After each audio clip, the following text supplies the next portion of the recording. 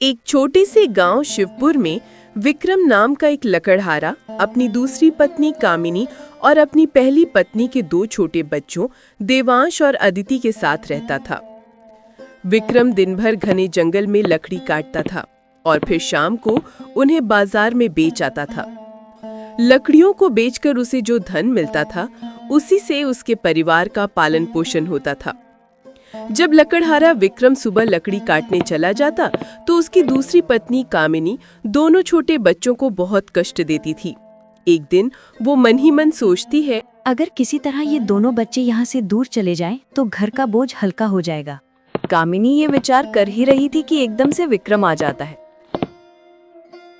पता नहीं आपके काम को क्या हो गया है। आप लकड़ी बेचकर जो थोड़े पैसे लाते हैं उनमें घर चलाना बहुत मुश्किल है। अब तो घर में इतना आटा भी नहीं बचा है कि हम 2 आदमी भी ठीक से पेट भरकर खा सके।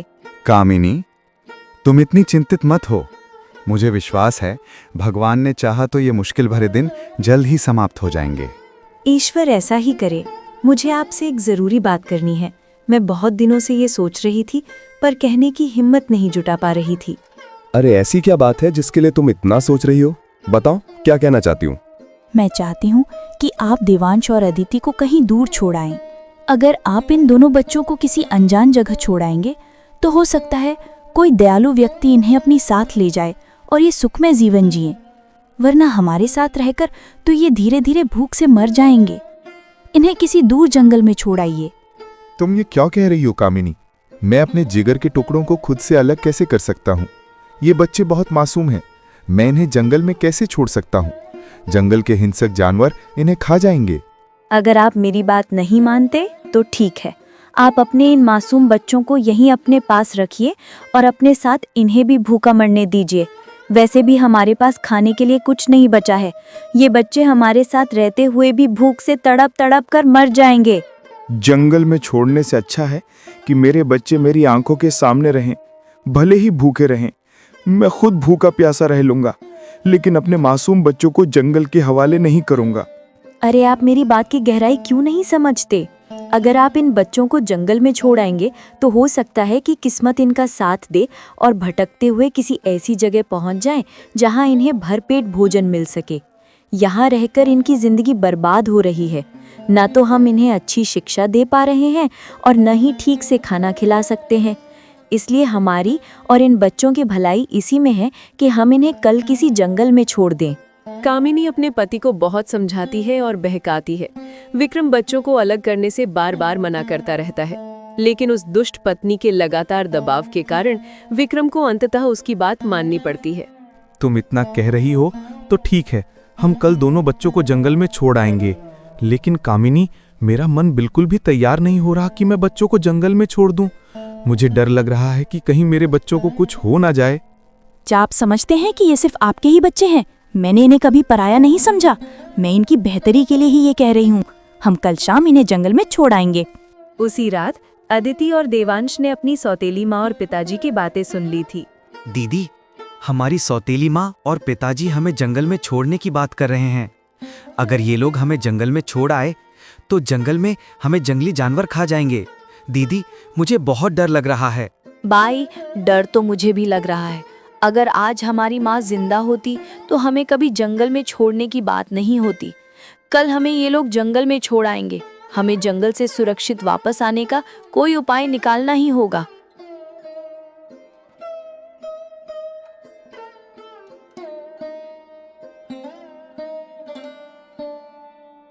अदिति बहुत ही समझदार और सूझबूझ वाली थी। वो रात भर जंगल से वापस आने के बारे में सोचती रही। फिर उसके दिमाग में एक युक्ति आई। मुझे पता चल गया है कि हम जंगल से वापस घर कैसे आ सकते हैं, लेकिन उसके लिए हमें छोटे कंकड़ चाहिए। जब पिताजी और माँ हमें जंगल में छोड़ने जाएंगे तो हम रास्ते में छोटे कंकड़ फेंकते हुए चलेंगे, जिससे हमें घर आने के लिए रास्ता मिल जाएगा। अब तुम एक काम करो, बाहर से कुछ कंकड़ उठा लाओ। अपनी बहन के कहने पर देवांश अपने पिता और सौतेली माँ की नजरों से बचकर घर से बाहर निकलता है। फिर बहुत सारे छोटे कंकड़ उठाकर अपनी जेब में भर लेता है और चुपचाप वापस घर आ जाता है।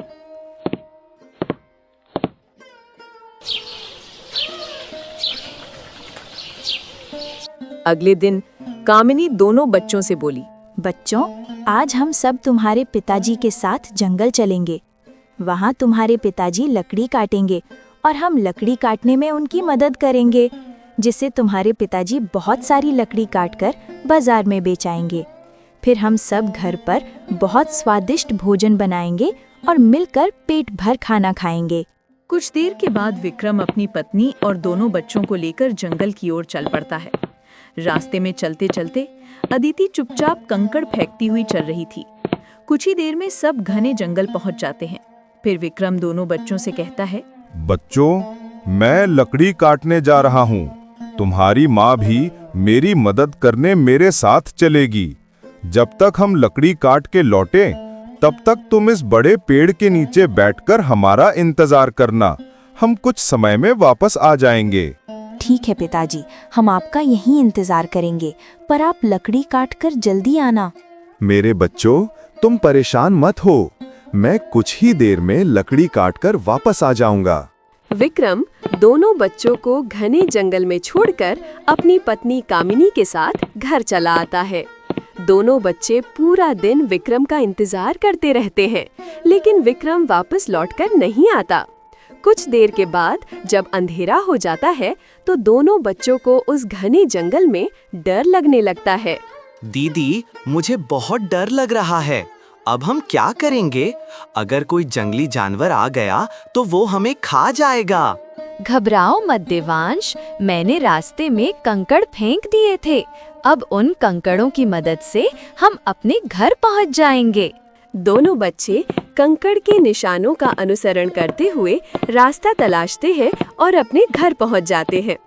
जब उनकी सौतेली माँ कामिनी दोनों बच्चों को देखती है, तो उसे बहुत क्रोध आता है। वो सोचती है, ये बच्चे तो बहुत चालाक हैं। इन्हें घर आने का रास्ता कैसे मालूम हुआ? इतनी कोशिशों के बाद मैंने इन्हें घर से निकाला था। पता नहीं ये बदमाश बच्चे उस घने जंगल से कैसे वापस आ गए। इन्होंने मेरी सारी कोशिशें नाकाम कर दी। अब मैं इन्हें नहीं छोड़ूंगी। तुम दोनों बहुत शैतान हो गए हो। कहाँ चले गए थे? तुम्हारे पिताजी ने तुम्हें पेड़ के नीचे इंतजार करने के लिए कहा था, लेकिन तुम हमें उस पेड़ के नीचे नहीं मिले। हमने तुम्हें जंगल में बहुत ढूंढा, लेकिन तुम कहीं नहीं मिले। अगर तुम्हें जंगल में कुछ हो गया होता तो लोग यही कहते कि सौतेली माँ ने करवा दिया। लोगों को ये नहीं पता कि ये बच्चे कितने शैतान हैं। इतनी देर तक घर से बाहर रहते हो, तुम्हें किसी चीज का डर है या नहीं? कामिनी बच्चों को डांट ही रही थी कि एकदम विक्रम आ जाता है। जैसे ही वो अपने दोनों बच्चों को देखता है, वो उन्हें प्यार से अपने सीने से लगा लेता है और फिर उन्हें खाना खिलाता है। कुछ दिन यूं ही बीत जाते हैं। लकड़हारे की आमदनी और कम हो जाती है, इसलिए उसकी पत्नी कामिनी उससे फिर जिद करती है कि बच्चों को जंगल में छोड़ दो। विक्रम अपनी पत्नी को बहुत मना करता है कि वो अपने बच्चों को कहीं छोड़ने नहीं जाए, लेकिन कामिनी के बार बार कहने पर वो बच्चों को दोबारा जंगल में छोड़ने के लिए राजी हो जाता है। अगले दिन विक्रम दोबारा अपने बच्चों और पत्नी के साथ जंगल की ओर निकल पड़ता है। इस बार वो जंगल में बच्चों को बहुत अंदर ले गया होता है, जहाँ रास्ता ढूंढना मुश्किल था। तुम दोनों यहीं हमारा इंतजार करना, मैं लकड़ी काट कर ला रहा हूँ। हम कुछ ही देर में वापस आ जाएंगे। विक्रम दोनों बच्चों को उस घने जंगल में छोड़कर अपनी पत्नी के साथ घर चला आया।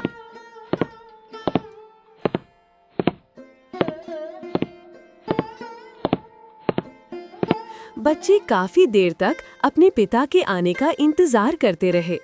अंत में थककर दोनों बच्चे उसी जंगल में सो जाते हैं। सुबह होने पर जब बच्चों की आंख खुलती है, तो देवांश डर से रोने लगता है। डरो मत भाई, हम इस बार भी घर जाने का कोई न कोई रास्ता जरूर निकाल लेंगे। बस तुम्हें मेरी रास्ता ढूंढने में मदद करनी होगी। दोनों भाई बहन बहुत देर तक जंगल में भटकते रहते हैं, लेकिन उन्हें घर जाने का कोई रास्ता नहीं मिलता।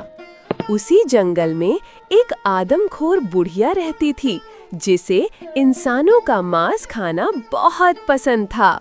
अरे पता नहीं क्या हो गया इंसानों को, अब तो इंसानों ने जंगल में आना ही बंद कर दिया। मैं कब तक ये उल्टा सीधा खाना खाती रहूंगी? अब तो मेरे मुंह का स्वाद भी बिगड़ गया। लगता है अब मुझे ही इंसानों की तलाश के लिए इस जंगल से बाहर निकलना पड़ेगा, तभी मैं इंसान का मांस खा सकूंगी। इसके बाद वो बुढ़िया इंसानों की तलाश में निकल जाती है। तभी उसकी नजर देवांश और अदिति पर पड़ती है। उन्हें देखकर वो सोचने लगती है, अरे आज तो ऊपर वाला मुझ पर बहुत मेहरबान है। मैं इंसानों को जंगल के बाहर तलाश करने जा रही थी, लेकिन ये तो खुद चलकर मेरे पास आ रहे हैं, वो भी एक साथ 2 इंसानी बच्चे। अब मुझे किसी भी तरह इन बच्चों को अपने जाल में फंसाना होगा। वो आदमखोर बुढ़िया जल्दी से अपने घर जाती है। वो अपने घर के सामने बहुत सारी मिठाइयाँ और खाना रख देती है। अदिति और देवांश अपना घर का रास्ता ढूंढते हुए बुढ़िया के घर आ जाते हैं। जब उनकी नज़र बुढ़िया के घर के सामने रखे हुए भोजन पर पड़ती है तो दिव्यांश कहता है, दीदी देखो, घर के आगे कितना सारा भोजन और मिठाइयाँ रखी हैं। इतना सारा स्वादिष्ट भोजन मैंने कभी नहीं देखा। क्या हमें ये खाना चाहिए? मुझे तो बहुत तेज भूख लगी है। भूख तो मुझे भी लगी है, और खाली पेट हम अपने घर का रास्ता भी तलाश नहीं कर सकते, इसलिए हमें ये भोजन खाना ही होगा। लेकिन होशियार रहना, कोई हमें भोजन खाता हुआ देख न ले। दोनों बच्चे खुशी खुशी घर के बाहर रखी मिठाइयाँ और भोजन खाने लग जाते हैं। थोड़ी ही देर में बुढ़िया अपने घर से बाहर आती है। बुढ़िया को देखकर दोनों बच्चे डर जाते हैं। मेरे प्यारे मासूम बच्चों, डरो मत, इसे अपना ही घर समझो।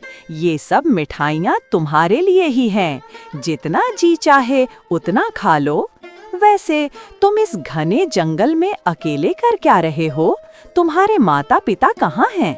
दादी, हम इस जंगल में फंस गए।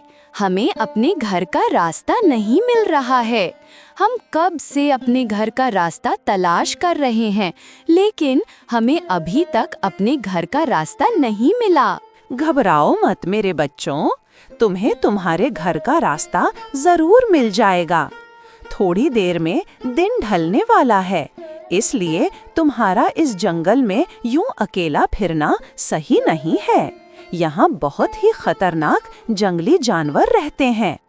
तुम दोनों मेरे घर के अंदर चलो और कल सुबह अपने घर का रास्ता तलाश कर लेना। बुढ़िया दोनों बच्चों को बहकाकर अपने घर के अंदर ले जाती है। फिर बुढ़िया उन्हें बहुत अच्छा खाना खिलाती है। 2 दिन से बच्चों ने कुछ नहीं खाया था, इसलिए दोनों बच्चे खूब खाना खाते हैं। खाना खाकर दोनों बच्चे सो जाते हैं, क्योंकि वे दोनों बहुत थके हुए थे।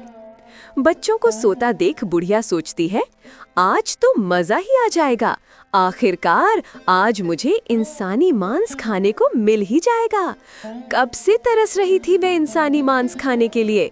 अब मैं इन बच्चों को खूब अच्छे से पकाकर खाऊंगी। उसमें चुपके से उन दोनों बच्चों को एक रस्सी से बांध दिया। फिर बुढ़िया दोनों बच्चों को जगाते हुए बोली, उठो आलसी बच्चों, कब तक सोते रहोगे? अब मैं तुम दोनों को पका कर खाऊंगी। पहले तुम्हारे भाई को खाऊंगी और उसके बाद तुम्हें खाऊंगी। बुढ़िया की बात सुनकर दोनों बच्चे बहुत डर गए। दादी, आप हमें क्यों खाना चाहती हो? हमने आपका क्या बिगाड़ा है? चुप कर छोटे बच्चे, तुमने मेरा कुछ नहीं बिगाड़ा। मुझे इंसानी मांस खाना बहुत पसंद है, इसलिए मैंने तुम्हें कल अपने जाल में फंसाया था। लेकिन मांस पकाने के लिए घर में लकड़ी तो है ही नहीं। पहले मैं जल्दी से जंगल से लकड़ी ले आती हूँ, फिर तुम्हारा मांस पकाकर खाऊंगी। इतना कहकर बुढ़िया जंगल की ओर लकड़ी लेने चली जाती है। वो दोनों बच्चे जोर जोर से चिल्लाने लगते हैं, कोई हमें यहाँ से बाहर निकालो, किसी को हमारी आवाज आ रही है, हमारी मदद करो, वरना ये बुढ़िया हमें मार कर खा जाएगी। बच्चे जोर जोर से चिल्लाकर रो रहे थे। तभी एक बौना आदमी उस जंगल से गुजर रहा होता है। उन दोनों बच्चों की आवाज उस बौने आदमी को आती है। वो बौना तुरंत ही उस बुढ़िया के घर में घुस जाता है और जल्दी से दोनों बच्चों को खोल देता है। तुम लोगों को यहाँ किसने बांध कर रखा हुआ है? मुझे तुम्हारी आवाज सुनाई दी, इसलिए मैं तुरंत तुम्हारी मदद करने चला आया। हमें यहाँ एक आदमखोर बुढ़िया ने बांध कर रखा है। वो बच्चों को बहकाकर अपने घर ले आती है और फिर उनका मांस खाती है। हम दोनों भी उसके बहकावे में आ गए थे। वो हमें भी खाना चाहती है। और वो आदमखोर बुढ़िया है कहाँ? कहीं दिखाई नहीं दे रही। वो जंगल में लकड़ी लेने गई है, जिससे हमारा मांस पकाकर खा सके। लकड़ी लेने उसे देर हो गई है। कुछ ही देर में वो आने वाली होगी। इसका मतलब इस बुढ़िया ने बहुत से मासूम बच्चों की जान ली है। इसे सबक सिखाना पड़ेगा। तुम एक काम करो, इस बुढ़िया के घर में जो भी कीमती चीज है सब निकाल लो और किसी झोले में भर लो। बौने आदमी के कहने पर दोनों बच्चे बुढ़िया के घर में खूब लूट मचाते हैं। बुढ़िया ने तरह तरह के हीरे, मोती, जेवर और बहुत सी कीमती चीजें जमा करके रखी थीं। दोनों बच्चों ने सारे जेवर, हीरे, मोती झोले में भर लिए। उतने में ही वो बुढ़िया आ जाती है। बुढ़िया को देखकर सभी छुप जाते हैं। जब बुढ़िया को वो दोनों बच्चे नहीं दिखते तो उसके होश उड़ जाते हैं। अरे, वो दोनों बच्चे कहाँ गए? मैंने कितनी मेहनत से उन्हें पकड़ा था। वे दोनों मेरी सारी मेहनत पर पानी फेर कर भाग गए। बुढ़िया बच्चों के भागने का दुख मना ही रही होती है कि एकदम बौना आदमी और दोनों बच्चे चुपके से पीछे से आते हैं और आदमखोर बुढ़िया की खूब पिटाई करते हैं। वे तीनों बुढ़िया को इतना मारते हैं कि उसे लहूलुहान कर देते हैं और फिर वहाँ से भाग जाते हैं। हाय, कम बख्तों ने मार डाला। ये बच्चे तो मेरे भी उस्ताद निकले। मार मार कर मेरा बुरा हाल कर दिया। उधर वो बौना आदमी दोनों बहन भाइयों को अपने घर ले आता है। फिर वो आदमी बच्चों से पूछता है, तुम उस घने जंगल में क्या करने गए थे? वहाँ लोग बहुत ही कम जाते हैं। अगर मैं समय पर नहीं पहुँचता तो वो बुढ़िया तुम्हें पकाकर खा जाती। आपने हमारी जान बचाई, इसके लिए हम आपके बहुत आभारी हैं। हम आपका ये एहसान जिंदगी भर नहीं भूलेंगे। फिर अदिति जेवर और हीरे मोतियों से भरा झोला उस बौने आदमी को दे देती है। बौना आदमी बहुत ही ईमानदार होता है, इसीलिए वो सोने के 3 हिस्से करता है। एक हिस्सा खुद लेता है और बचे हुए 2 हिस्से दोनों बहन भाई को देता है। उसके बाद वो दोनों बच्चों को विदा कर देता है। थोड़ी ही देर में दोनों बच्चे बौने आदमी के घर से बहुत दूर निकल आते हैं। कुछ ही देर में उन्हें अपने घर जाने का रास्ता मिल जाता है। फिर वे जल्दी जल्दी घर की तरफ कदम बढ़ाना शुरू कर देते हैं। थोड़ी ही देर में दोनों बच्चे अपने घर पहुंच जाते हैं। घर पहुंचकर उन्होंने देखा कि उनका पिता विक्रम एक कोने में बैठकर रो रहा होता है और बहुत दुखी दिखाई देता है। जैसे ही दोनों बच्चे विक्रम के पास पहुंचते हैं, विक्रम दोनों को गले लगा लेता है और बोलता है, मेरे बच्चों, कहाँ थे तुम? मैंने तुम्हें बहुत याद किया। जिस दिन से मैंने तुम्हारी सौतेली माँ के कहने पर तुम दोनों को जंगल में छोड़ा था, उस दिन से आज तक मुझे एक पल के लिए भी चैन नहीं मिला। मैं हमेशा भगवान से रो रो कर यही प्रार्थना करता था कि मेरे दोनों बच्चे वापस लौट आएं। भगवान ने मेरी प्रार्थना सुन ली। अब मैं कभी तुम्हें अपने से अलग नहीं होने दूंगा और न ही तुम्हें किसी तरह की तकलीफ होने दूंगा। पिताजी, हमने भी आपको बहुत याद किया। हमें जंगल में एक आदमखोर बुढ़िया ने पकड़ लिया था, लेकिन हमें एक बौने आदमी ने उस बुढ़िया से बचा लिया। हमने उसकी बहुत पिटाई की और उसके सारे जेवर, हीरे मोती ले आए। दोनों बच्चे अपने पिता से मिलकर बहुत खुश थे।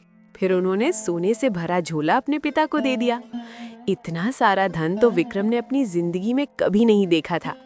फिर विक्रम अपनी पत्नी कामिनी को बुलाता है और बच्चों की सारी बात बताता है। बच्चों की बात सुनकर उनकी सौतेली माँ कामिनी को अपनी गलती का गहरा एहसास हो जाता है। वो दोनों बच्चों से माफी मांगने लगती है। बच्चों, मुझे माफ कर दो। मेरी वजह से तुम्हें इतनी मुसीबतों का सामना करना पड़ा। मैंने ही तुम्हारे पिताजी से कहा था कि वो तुम्हें जंगल में छोड़ आएं। इसमें तुम्हारे पिताजी की कोई गलती नहीं है। मैं अपनी गलती पर बहुत शर्मिंदा हूँ। हो सके तो मुझे माफ कर देना। दोनों बच्चे अपनी सौतेली माँ को माफ कर देते हैं। इतना सारा धन पाकर विक्रम बहुत खुश होता है। इस तरह उन लोगों की गरीबी दूर हो जाती है और उसके बाद विक्रम अपने दोनों बच्चों और पत्नी के साथ सुख और शांति से रहने लगता है।